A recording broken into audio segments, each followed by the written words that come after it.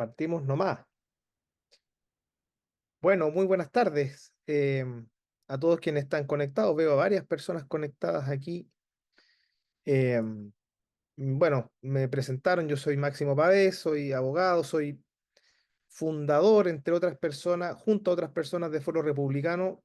Con algunos ya nos hemos visto en las clases similares, así que estoy muy contento de poder estar una vez más con ustedes en una clase que me pareció bien interesante, bien entretenida, que evidentemente no tiene nada que ver con lo que les habló Gonzalo, con lo que les habló Carlos, con lo que va a hablar Luis Alejandro. Entonces a mí, la verdad es que me siento un poco incómodo porque entre tanta profundidad, esta clase tiene la dificultad o quizás tengo tengo el desafío de expresar con ustedes y compartir aspectos que son para la política práctica. Y por lo tanto, yo espero frente a ustedes no quedar como un frívolo, porque es un poquitito injusta la posición mía de poder compartir con ustedes alguna dimensión más práctica de la negociación política y cómo negocia un derechista, ¿ya? Que es fuerte, es fuerte la charla, pero yo tengo alguna experiencia política, me tocó ser subsecretario, por lo tanto estuve mucho tiempo en el Congreso, me tocó ser miembro también de la Comisión Experta del Proceso Constitucional, que tuvo una gracia, que es que estábamos empatados, éramos 12 y 12, por lo tanto, para parir cualquier inciso había que llegar a un acuerdo. Y eso fue uno de los desafíos de negociación más interesantes, y además, evidentemente, todos somos negociadores en una dimensión o en otra, ¿ya? Entonces, yo tengo una presentación que quiero compartir con ustedes y ojalá que la clase les guste, que podamos transmitirle algunas ideas, insisto, a riesgo de lo que significa una dimensión mucho más práctica de la política, ¿ya? Entonces, bueno, ¿cómo negocia un derechista? Eh, ah, lo primero, quiero comentarles, queridos amigos de Foro Republicano, algo muy importante que muchas veces en la derecha se olvida, y lo quiero decir con mucho cariño y fraternidad, porque esto es para todos, ¿no? Para toda la derecha. No se nos olvide que la política es praxis, la política es un arte del punto de vista no analógico a la belleza, sino que es un arte, es decir, es práctica. La política en su esencia no es filosofía especulativa. Por supuesto que la política se puede estudiar, se puede analizar el fenómeno político.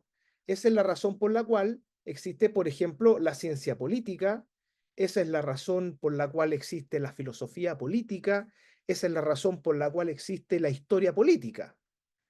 Pero la política es práctica, es un arte, está orientada a la acción y por lo tanto el político es esencialmente un hombre de acción.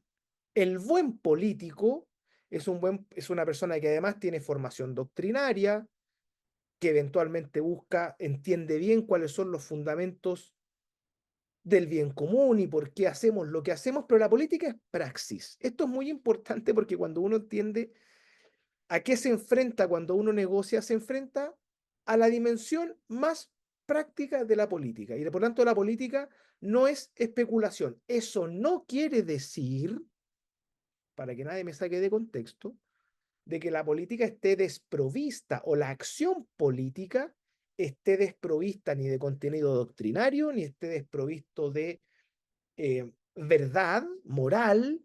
Eso que no quiere decir que esté provista de nociones objetivables de bien, y por supuesto que eso no quiere decir que todo de lo mismo y que no hayan cosas que son mejores que otras para conseguir el bien común. Y para eso les traigo acá, eh, puse ahí la ciudad de Santiago de fondo, porque esa es la política, ¿no? La política es entender el bien para todas las personas que hay en esa foto. 8 millones de personas en Santiago, 20 millones de personas en nuestro país, no sé cuántos en el mundo. Y acá quiero terminar esta primera parte de reflexión con dos citas del compendio de la doctrina social de la Iglesia, ¿ya? Em, ¿Y qué es lo que dice el punto 164? Que espero ustedes lo puedan mirar ahí, ¿no? De la dignidad, unidad e igualdad de todas las personas deriva en primer lugar el principio del bien común, ¿ya? al cual debe referirse todo aspecto de la vida social para encontrar la plenitud de sentido.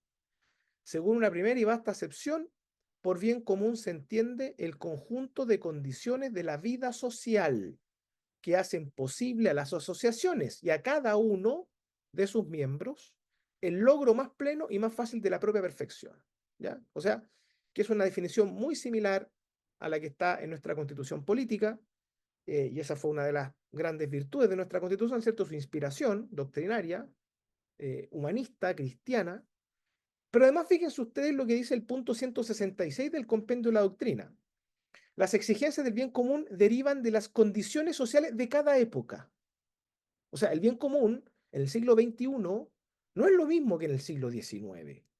El bien común en el siglo de 1512 es distinto al 2013, o al 2001, o a 1990, o a 1972. Entonces, las exigencias de lo que es bueno para el común de las personas en la política va a depender de las condiciones sociales de cada época y están estrechamente vinculadas al respeto y a la promoción integral de la persona, a sus derechos. Y fíjense, ¿cuáles son las exigencias del bien común, queridos amigos? Y por lo tanto de la política. Y de ahí la importancia de las herramientas para la buena política, una de las cuales es la negociación. Eh, Organización de los poderes del Estado, sólido ordenamiento jurídico, preservación del medio ambiente, preservación de los servicios esenciales para las personas, algunos de los cuales, a su vez, son derechos para la persona: habitación, trabajo, educación, acceso a la cultura. Eso es el bien común. Transporte, voy a agregar más, impuestos, voy a agregar más, eh, eh, desarrollo urbano, voy a agregar más, en fin, ¿no? Jubilación, voy a agregar más, en fin, políticas de infancia. Entonces, yo quiero dejar esta lámina a modo de reflexión respecto a lo primero que les dije, ¿no? La política, si bien es cierto, no puede estar ni debe estar desprovista de una quilla doctrinaria. La política, en su esencia, es una actividad tendiente a satisfacer las exigencias del bien común. A mí no me gusta cuando la gente dice, de hecho la otra vez tomé un examen de grado en Derecho de la Católica, y pregunté bien común, ¿no? Pregunta que me encanta porque la gente no lo entiende bien. Entonces empiezan a aparecer conceptos que no son el bien, como por ejemplo que el Estado satisfaga necesidades. Eso no es el bien común, ¿ya? Pero el bien común es concreto, el bien común es contingente a cada época, el bien común debe ser encontrado en la política para satisfacer necesidades, o más bien para contribuir a generar condiciones sociales que nos permitan la mayor perfección. Y por lo tanto, eh, el instrumento de la negociación es muy importante para desarrollar la política en una determinada dimensión. ¿Ok? Entonces, ¿y cuál es la dimensión más importante, ¿no?, de la negociación? ¿O por qué existe o por qué es importante la negociación? ¿Y por qué es importante negociar bien? ¿Y por qué es importante negociar? Eh, Porque la sociedad es compleja. Entonces, yo rechazo personalmente la lógica binaria en la cual, si usted está en una posición, eso es incompatible con el diálogo, eso es incompatible con la conversación, porque la sociedad es compleja. ¿Ya? Entonces, ¿qué debemos tener en cuenta en esta clase? Les propongo lo siguiente: entender bien qué es lo que es una negociación, porque no es fácil entender lo que es una negociación ni para qué sirve. Segundo, qué es lo que no es una negociación, que es muy importante. Después, bueno, ¿cuándo negociar? Y después, ¿cómo negociar? Estos son elementos, pueden haber muchos más, hay libros escritos, yo les puedo comentar algunas cosas de mi experiencia, pero como esta clase está grabada y eventualmente se va a exhibir, yo voy a guardar mucha discreción respecto de los ejemplos que voy a dar, o los recuerdos que voy a esgrimir, digamos, porque en el fondo no quiero herir ninguna susceptibilidad, ¿ya? No estoy mirando, así que si alguien quiere intervenir o preguntar ahí con Sofía, me van diciendo, porque no estoy viendo el chat ni estoy viendo ningún tipo de, no lo estoy viendo ustedes tampoco, ¿ya? Entonces, primero, ¿qué es lo que es una negociación, estimados amigos, estimadas amigas? Es una forma de resolver o prevenir un conflicto, o más bien de alcanzar una solución a un problema cuando existen intereses comunes e intereses contrapuestos a la vez, ¿ya? La negociación es parte de la naturaleza humana porque somos todos distintos. Entonces los libros de negociación generalmente dicen, oiga, usted negocia todo el día, desde el almuerzo con la señora, negocia el panorama de descanso, o usted va a negociar eventualmente su aumento de sueldo, en la posición al interior, la posición profesional al interior de un trabajo en equipo, usted va a negociar permanentemente, muchas veces va a estar negociando, ¿para qué decir la compra de una casa? Y dentro de eso también está la actividad política, ¿ya? Entonces, la negociación no quiere decir, no quiere decir que cuando uno negocia está desvistiendo de una identidad. No quiere decir que la negociación es un área de personas que no tienen principio o que la negociación es un área en la cual evidentemente hay cosas o sea, que no es aconsejable como actividad. Bájate, bájate. Perdón, está una mi gatita aquí. Ya. Em, entonces, eso va a quedar grabado. Entonces es una forma de resolver o prevenir un conflicto. Y quizás esta definición me queda corta, porque me gusta mucho más de solucionar un problema, que puede ser de conflicto o no. ¿Me explico? Es muy importante eso. Es una forma que tenemos nosotros de poder satisfacer necesidades contingentes, de resolver problemas, y también es una forma, en alguna dimensión, de poder concretar aspectos de bien común cuando las condiciones así lo exigen. ¿Ya? ¿Cuáles son los mitos de la negociación? Que esto es muy importante, ¿no? Eh, el primer mito de la negociación, voy a partir por el tercero que está ahí, que quizás es el mito más grande. La negociación depende del carácter. Entonces, usted va a ser un mejor negociador si es agresivo, usted va a ser un peor negociador si es más pasivo. Si usted es una persona que es capaz de imponer sus condiciones, va a ser un buen negociador. Y si usted es incapaz, o más bien, si usted, al revés, si le imponen todas las condiciones, usted es un mal negociador. Es un mito que está muy acendrado y por lo tanto pareciera ser que la negociación es propia de los políticos con oratoria, de los políticos con personalidad, y eso no es así. Segundo mito, para que la negociación sea exitosa, uno tiene que ganar. Eso no es así. Es decir, si usted pone la vara en que lo relevante es que usted gane, usted no está negociando. Y por lo tanto la negociación va a ser infructuosa. Y por lo tanto hay un problema que no se va a resolver.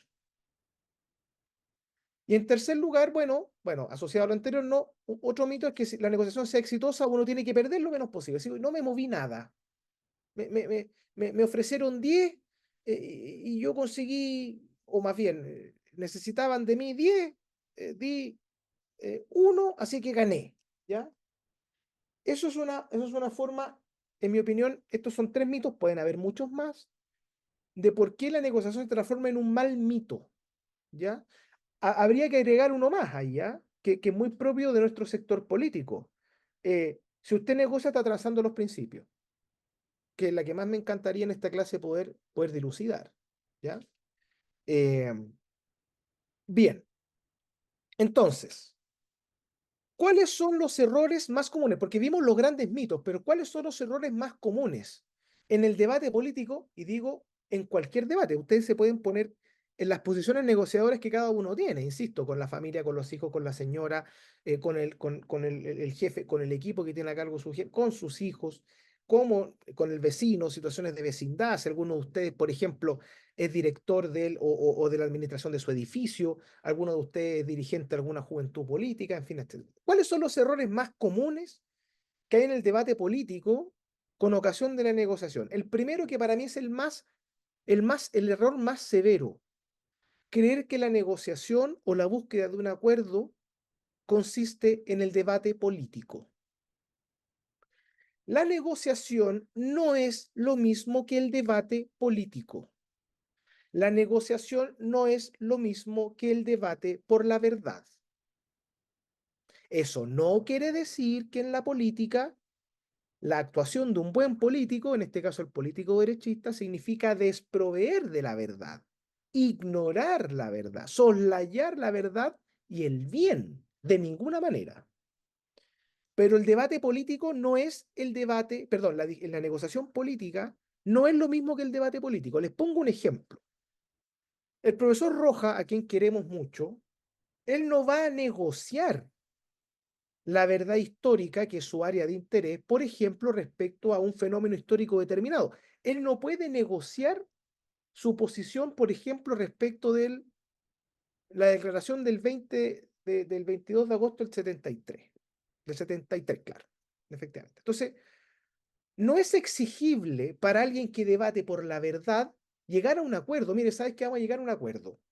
Si bien es cierto, el acuerdo del 22 de agosto del 73 era muy importante, carece de legitimidad por tal y cual razón. Bien, tenemos un acuerdo. Eso no es exigible a un historiador, no es exigible en un debate político, eh, pero sí es exigible en la negociación. O sea, si usted quiere negociar, usted va a negociar, no va a debatir. Y eso es muy importante porque de esa forma usted se va a caracterizar, va a dar el escenario para que exista una negociación. El segundo error común, creer que negociar y conversar es claudicar. Es como que la negociación es para los débiles. Si tú negocias, que es asociado al tercer elemento, estoy transando los principios. Esto es bien interesante, ¿eh? Lo vamos a ver más adelante. Como también es un error común creer que todo es negociable. Ahí está la contraparte, ¿no? O sea, un buen político de derecha, como dicen los españoles, de derechas, concepto que las derechas se ha ido instalando en Chile, pero bueno, nosotros siempre decíamos la derecha. Una persona de derecha con convicciones sólidas no puede ponerse en la situación de que el hecho de sentarse a conversar, a buscar una posibilidad de entendimiento, acuerdo, negociación, es lo mismo que transar un principio, como tampoco es eh, bueno y por lo tanto deseable creer que todo es negociable, ¿ya? O al revés, creer que nada es negociable, ¿ya? Bueno, quizás se entiende que los últimos tres slides o los últimos tres iconos de la presentación se entiende más o menos dónde va el concepto, ¿ya? Por supuesto que hay cosas que no son negociables y que no son transables. Y un buen político de derecha tiene que saber cuáles son. Y por eso es que es importante la formación. Si uno desprovee la actividad política, o más bien la acción práctica de la negociación, uno la va desproveyendo de doctrina, va a caer en el pragmatismo o en la desorientación de que todo es negociable. Pero no puede pasar que un político, por generar una falsa adhesión a su propia doctrina, no tenga la capacidad, la cintura, de lograr una solución contingente por razón de bien común. ¿Ya? Eh, Les pongo un ejemplo, ¿no? Para un político derechista conservador, porque pueden haber derechistas liberales, eh, uno no puede negociar una causal de interrupción del embarazo, eso no es negociable. O sea, uno no puede llegar a un acuerdo, mira, ya, mira, negociemos las 4 semanas, negociemos las 8 semanas, las 14 semanas. O sea, un político de derecha conservador no puede entrar a esa negociación. O sea, ahí efectivamente uno mantiene una posición doctrinaria porque ahí sí hay un tema de principio. Uno no puede negociar cuando comienza la vida. ¿Se fijan? Uno podrá negociar contingente, o más bien, uno podrá debatir contingentemente en torno a qué figura eso va a quedar o no en un texto jurídico. Entonces, por ejemplo, no sé, po, en el proceso constitucional, que fue un proceso que tuvo acuerdos y también desacuerdos, bueno, nadie negoció y nadie puso en el anteproyecto de la comisión experta ni en el texto constitucional, por ejemplo, cuándo parte la vida. ¿Ya? Un ejemplo obvio. Nosotros no discutimos, no llegamos a un acuerdo en torno a cuándo parte la vida, porque no nos íbamos a encontrar en un acuerdo respecto a cuándo parte la vida. Lo que sí podríamos haber consensuado es si corresponde o no incluir un debate de ese tipo. Y la respuesta fue no. De hecho, la Constitución actual no tiene cuándo parte la vida. El Código Civil sí tiene, ¿ah? Y por lo tanto, mal podría decirse de un político derechista que no logró un acuerdo para incluir cuando parte la vida. ¿Me explico? ¿No? O sea, esta es la fase preliminar de una negociación donde uno generalmente hay personas que se pierden en los dos extremos, ¿no? En que estoy debatiendo por la verdad, eso no es negociar, o que todo es negociable. Eso significa que en el fondo no hay principio. Y evidentemente que la negociación está siempre en el ámbito de lo contingente. Eh, y por eso que es muy importante identificar qué es lo que es de principios de aquello que no lo es. Y hay muchas personas que identifican principios, en mi opinión, donde no lo hay, y personas que creen que no hay principios donde sí los hay. El ejemplo extremo es el tema del aborto, ¿no? Para poner un ejemplo en el cual nos podemos encontrar intelectualmente todos. Uno no puede negociar, digamos, bajo ninguna circunstancia, no hay ninguna razón de bien común que uno diga, mira, efectivamente, mira, para bajar este otro proyecto de ley o para esto, bueno, vamos a llegar a un acuerdo en torno a las 14 semanas. Eso no, simplemente no se puede hacer, ¿ya? Pero tampoco es posible entender que si uno, por ejemplo, va a negociar la prórroga de las licencias de conducir, porque las municipalidades está la escoba con la pandemia y que ahora no hay hora, entender que llegar a un acuerdo con el gobierno en materia de licencia significa transar un principio. ¿Me explico, no? Y eso es muy importante porque muchas veces se confunde. ¿Cuándo uno va a negociar? Primero, cuando uno necesite lograr un bien. Y esto es muy importante a propósito de la clase, o sea, perdón, de las láminas iniciales, ¿no? La política es práctica, por lo tanto, la política, si uno, no sé cuántos de ustedes conocen la realidad, por ejemplo, del Congreso, que yo me dediqué muchos años a la actividad del Congreso, como 10 años más o menos, ininterrumpido, y el 99% de las cosas que se debaten en el Congreso, en cada una de las comisiones del Congreso, no son temas de principio. Y por lo tanto, uno va a tener que llegar a acuerdos para conseguir distintos bienes. Por ejemplo, ¿no? Aquí puse un ejemplo de academia. ¿Qué va a hacer usted si usted es gobierno pero no tiene mayoría en las cámaras? ¿Qué va a hacer? Va a tener que llegar a acuerdos. ¿Y qué significa? Y para llegar a un acuerdo, usted va a tener que negociar. No se puede llegar a un acuerdo sin negociar. ¿Ya? Puede ser que el acuerdo termine en una gran unanimidad. Sí, por supuesto. Donde las partes se encontraron rápido. Por supuesto. Pero usted qué va a hacer si usted es gobierno y no tiene mayoría en las cámaras? ¿No va a negociar nada? ¿Va a llegar con su máximo?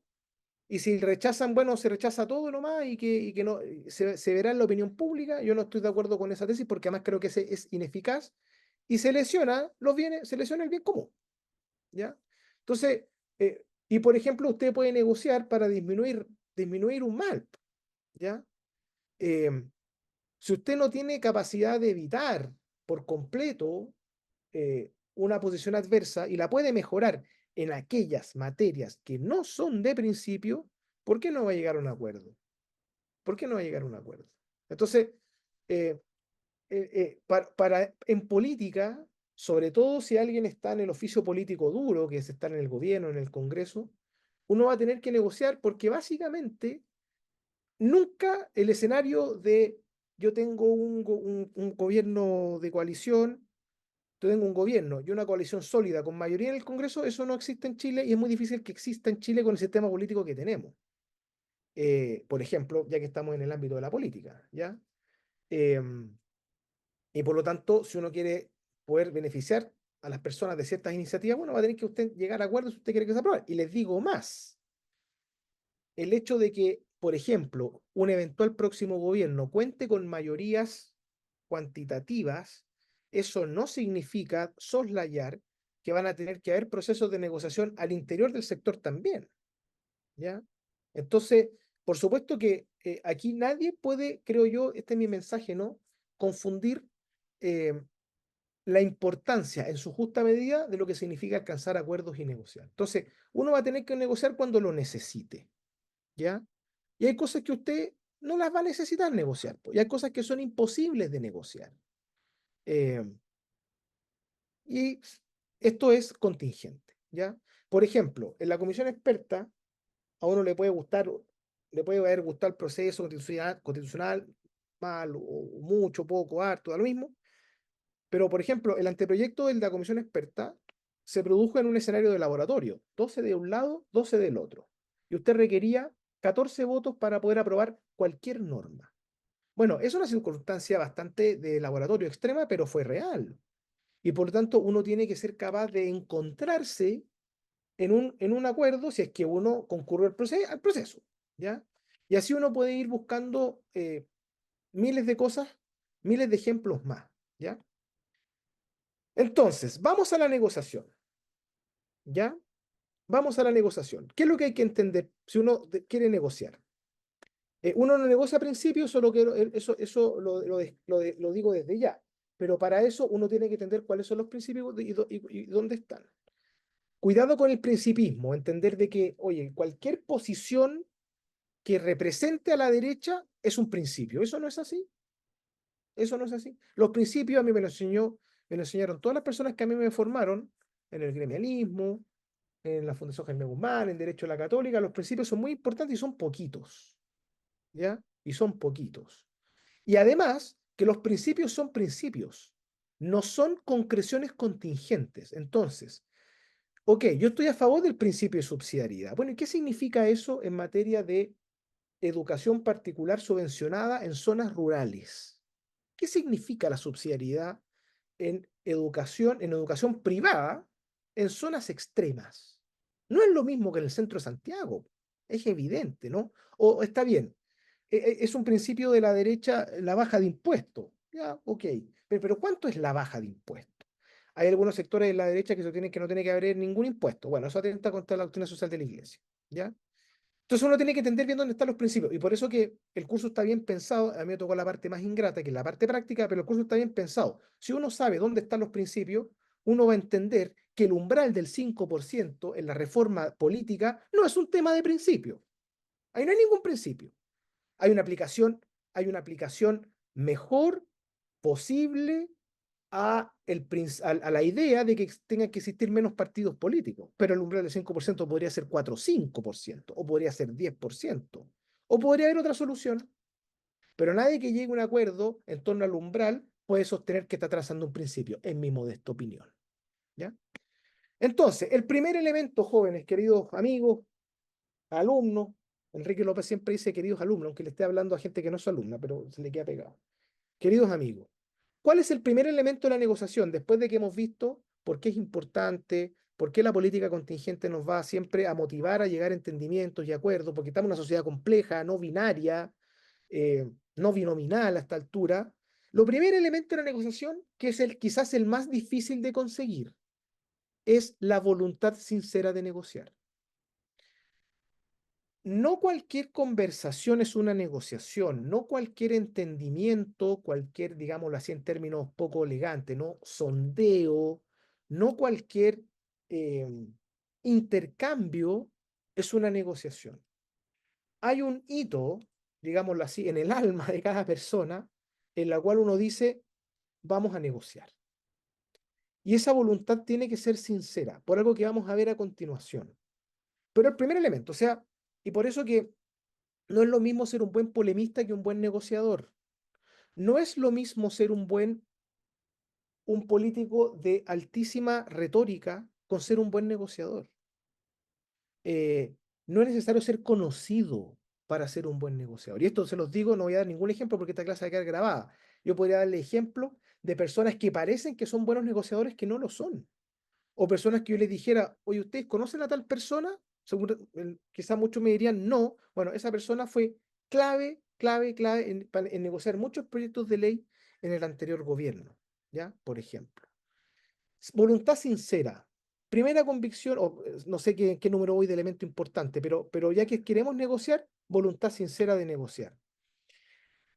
Segundo, o no sé si un segundo, pero si queremos negociar, eh, ya sea desde la posición de la derecha, desde la posición de la conciencia respecto de una situación de justicia, respecto de mis posibilidades económicas, después de decir, mira, yo quiero negociar sinceramente y por lo tanto no voy a ir a debatir con la persona, no la voy a ir a convencer, no la voy a ir a demostrar que está equivocada, es entender que la negociación lo que busca es una solución común a un problema. La negociación no es ganar una posición. Si usted gana una posición, usted no está negociando, usted está imponiendo un término válido, si usted quiere imponer un término. No es pecado grave, y si usted falta la caridad, bueno, el pecado será faltar la caridad, no ganar una posición. ¿Ya?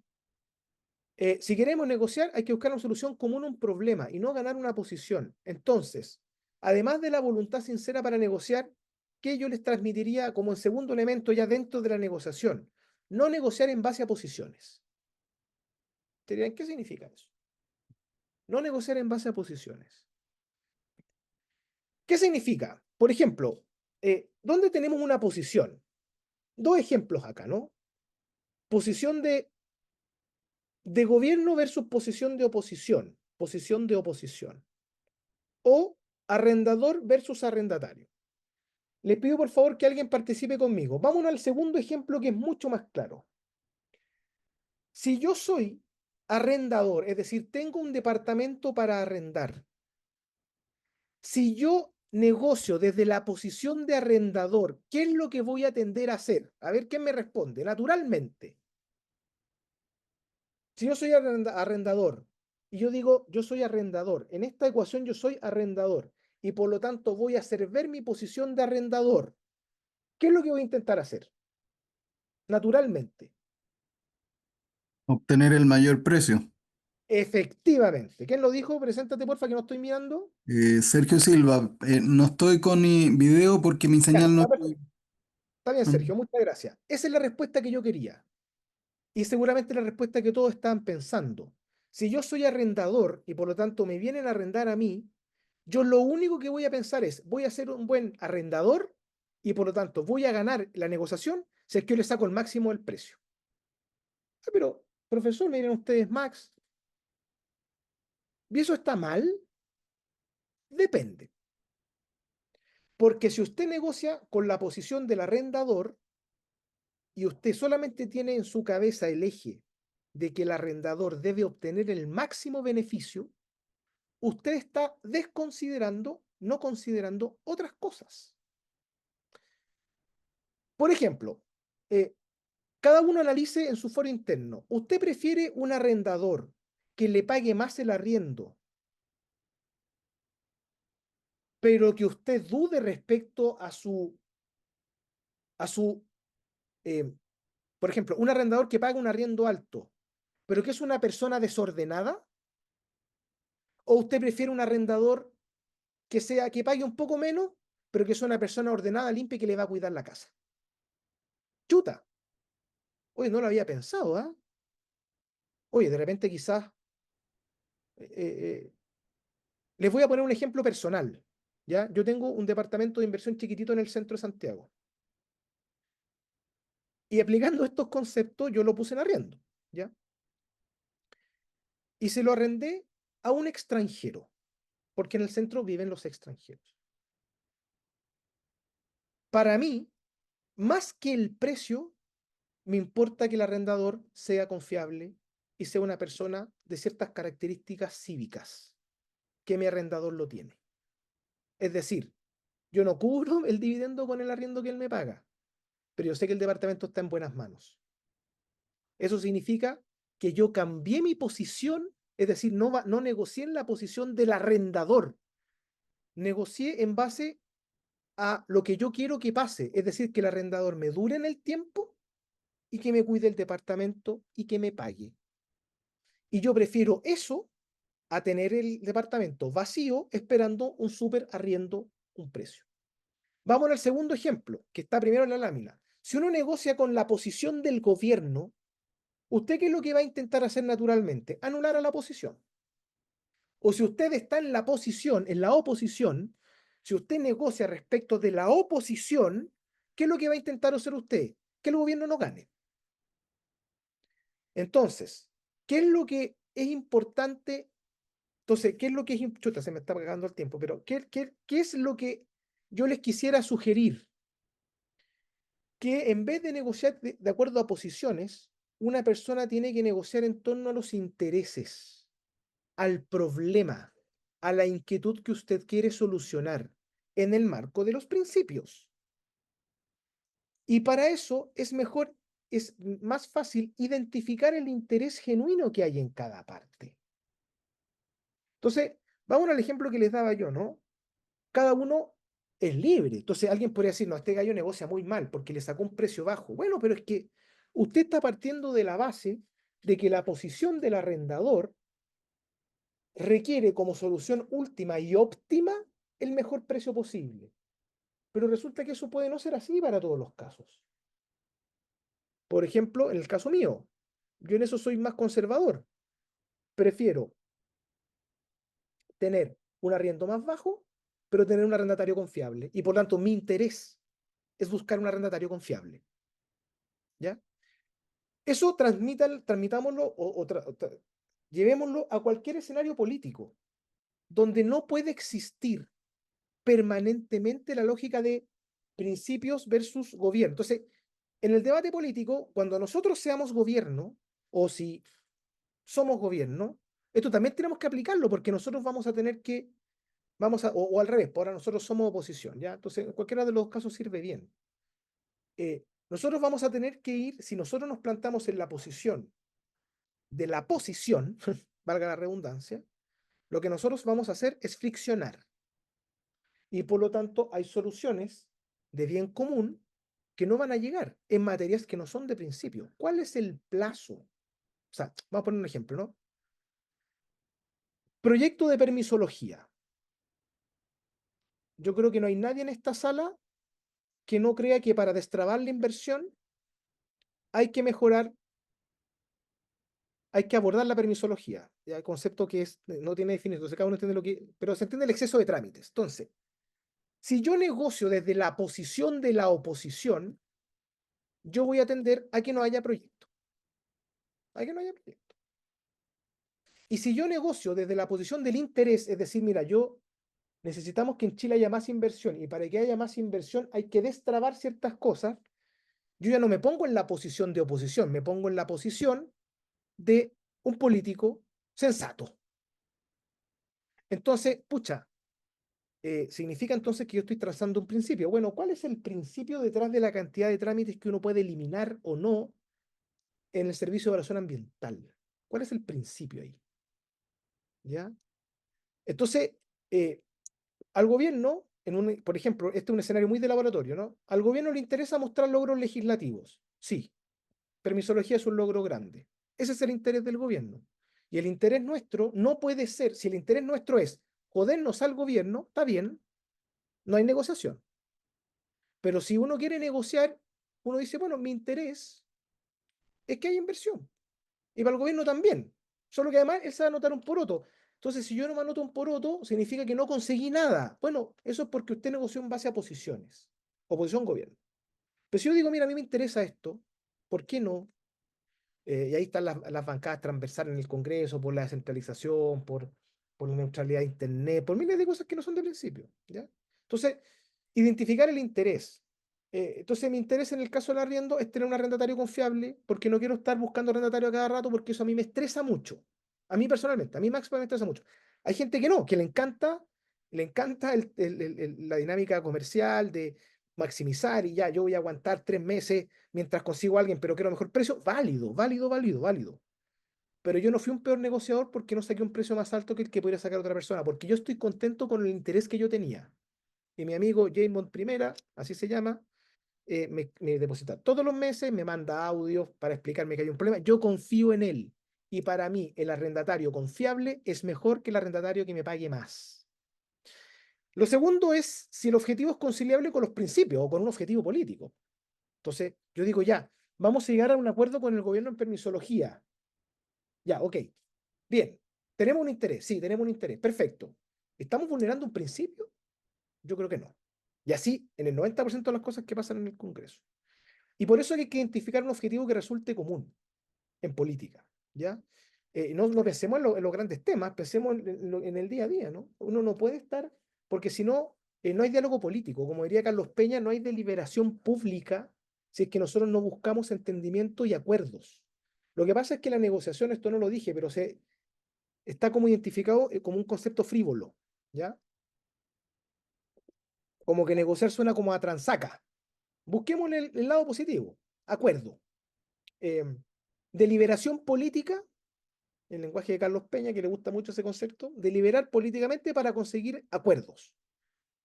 Si ese acuerdo es conciliable con los principios que nosotros sustentamos y que es un objetivo político lícito, bueno, tenemos que ponernos, estamos en posición tranquilamente de poder ir a buscar un acuerdo o una negociación, ¿ya? Tercero o cuarta variable que yo les quisiera transmitir. El estilo del negociador es el 50% de la negociación. Le puse un margen, puede ser el 60, puede ser el 44, no lo sé, ¿ya? Pero el estilo de la persona, es decir, la persona, porque esto es un tema entre personas, es el 50% de la negociación. Y por eso que no hay que confundir al político fiero, polemista fiero, que no digo que esté mala, esa persona de altísima retórica, energético, con un buen negociador. Como tampoco hay que pensar que una persona que no tiene los dotes de la gran oratoria es un mal negociador. Primero, sugiero siempre separar a las personas del problema.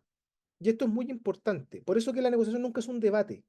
Y por eso que en el tiempo que vivimos en Chile, que está friccionado, está tensionado, cuando uno dice voy a buscar un acuerdo, uno cree que está trazando un principio. Cuando me tienen que demostrar 40, eh, varias, digamos, dimensiones previas para que llegara a esa conclusión, de esas varias premisas. Eh, Uno tiene que separar a las personas del problema. Cuando uno identifica a la persona con el problema, nunca va a llegar a un buen acuerdo.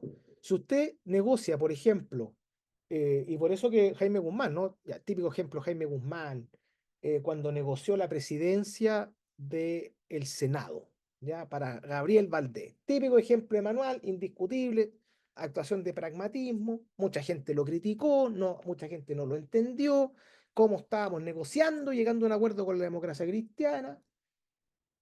Bueno, pero ahí no hay ni un principio, porque él preside el Senado. Entonces, si hubiese identificado, por ejemplo, Jaime Guzmán, a que la oposición a su partido político era el problema, la persona, nunca habría podido llegar a una negociación interesante para firmar un elemento específico de la transición, por ejemplo. ¿Ya? Entonces, si yo quiero negociar con el gobierno, con el ministro, o al revés, yo soy ministro, subsecretario, y quiero negociar con un parlamentario, e identifico el problema con la persona, esa negociación va a ser siempre infructuosa y defectuosa. ¿Ya? Lo segundo, que esto es la mitad del 50%, ser confiable. El mejor negociador es la persona más confiable. Y por lo tanto, hay políticos extraordinarios en el arte de la retórica, en el arte de la energía, en el arte, pero que no son confiables para negociar. Tengo ejemplos en mi cabeza que no los voy a decir, de lado y lado, de triángulo y triángulo, ya no pensemos en dos lados, pensemos en varios, digamos. Ser confiable, lo que no significa hacerse amigo de la contraparte necesariamente. A lo mejor sí. ¿Y cuál es el problema? No, es que el problema es que tal senador es amigo de los parlamentarios de la izquierda. Bueno, ¿y cuál es eso? ¿Dónde está el principio que se vulnera ahí? Al contrario, es manifestación de caridad. El buen político, a diferencia del político de izquierda, el político de derecha siempre ve en el otro una persona, un hijo de Dios. Al menos en el mundo de la derecha conservadora. Al frente no, al frente a nosotros nos miran siempre como el adversario. Eso es muy propio del Partido Comunista. Y me consta, podría darles 10 ejemplos en debates públicos, en negociaciones privadas, negociaciones públicas. Eh, hay un sector de la izquierda más dura que a nosotros nos identifica siempre con el adversario, si es que no con el enemigo. Nosotros no somos así. El político de derecha no puede ver la vida así. De hecho, Jaime Guzmán lo decía, ¿no? Uno tiene que encontrar adversarios, no enemigos. Y para eso uno tiene que ser confiable. Modestia aparte, a mí personalmente, en general, el mundo que piensa distinto a mí me tiene buena porque me respeta, porque cuando me tocó hacer estas cosas yo era confiable. ¿Qué significa ser confiable? ¿Qué podían confiar en mí? Si me decían algo que yo no tenía que decir, no lo decía. Si yo les decía algo, era verdad, no lo estaba blufeando. Uno no negocia hasta donde no pueda cumplir, en fin, ¿no? Y lo otro, que es propio del estilo de un buen negociador, si es que usted es simpático, hablador, más retórico, menos retórico, es que escuche y proponga, no debata. Yo me acuerdo que en la comisión experta éramos en las comisiones, éramos 3 y 3. ¿Ya? Carlos Frontabro, la Marcela Peredo, yo, la Verone Condurraga, la Catalina Lago, hoy ministra del Tribunal Constitucional, hoy se me olvidó Magali Fuenzalida. Entonces, cuando llegaba un minuto en que estábamos como intentando convencernos del fondo, y le decía, mire, eh, paremos aquí, digamos, o sea, no nos vamos a convencer. Esto es muy importante en la negociación. Oigan, miren, no nos vamos a convencer. Pensamos distinto. Ok, ya, ¿cómo solucionamos el problema?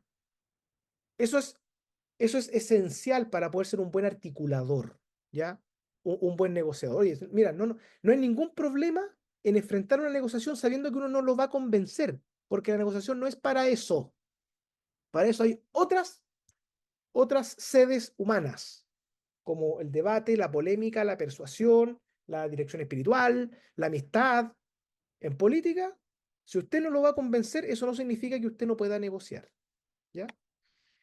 Entonces, algunas sugerencias prácticas, y voy terminando, ¿no? Para algunos de ustedes que quieran dedicarse a esto, que les pueda tocar. Miren, las mejores negociaciones son las que intervienen menos personas que más. Yo recuerdo cuando se iba a cerrar el acuerdo por el acuerdo por Chile, digamos. Me pidieron ayuda, yo fui a redactar unas cosas, en verdad, y llegué a la parte final de la negociación. La negociación era, esto fue público, así que no estoy en ninguna infidencia. Era una mesa del Senado donde habían 30 personas, todas debatían, todas discursiando, no era un debate, era un discurso. ¿Queremos acuerdo o no queremos acuerdo? Y si no hay acuerdo, será culpa de ustedes. Y si no hay acuerdo, será culpa del de más allá. Y nosotros queremos un acuerdo, pero no cualquier acuerdo. Ya, eso no es un acuerdo. Eso no es negociar. ¿Ya? Las buenas negociaciones son las que se intervienen menos personas que más. Y por lo tanto, voy al tercer bullet. Las buenas negociaciones no se hacen por la prensa. En la prensa uno debate, no negocia. Y esto sea que usted sea abogado en un litigio público, sea que usted sea político, sea que usted... Las buenas negociaciones no se hacen por la prensa. Las buenas negociaciones son privadas, porque en privado uno es capaz de demostrar la verdadera confianza, exhibir el verdadero interés, ¿ya? O sea, uno tiene que ser muy sincero cuando negocia. Y por eso que es muy buena práctica ser amable y decir, mira, esto en mi sector no va a pasar, no lo puedo aceptar. No me pidas eso. Oye, mira, esto no creo que huele, pero lo voy a plantear. O jugársela, mira, vamos con esto, yo soy garante de que estén los votos. Soluciones todas válidas, pero que requieren un ámbito de la privacidad.